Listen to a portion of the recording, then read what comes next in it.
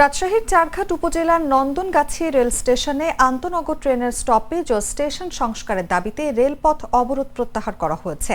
বুধবার সকাল ৮টা ৪০ বিক্ষোভকারীরা রেলপথ ছেড়ে দেন। এতে ২ ঘণ্টা পর ট্রেন চলাচল শুরু হয়েছে।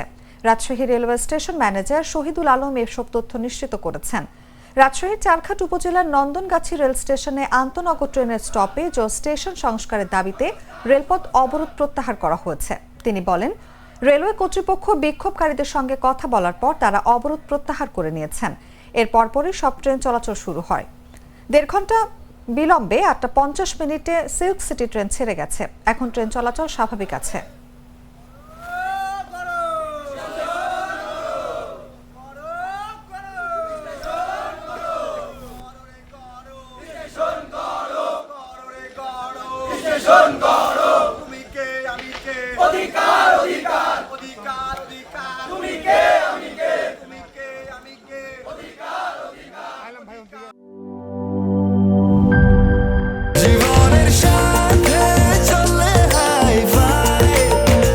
স্বাস্থ্যকর অল টাইম ফ্যামিলি কেক, সব সময় অল টাইম হেলদি লাইফ।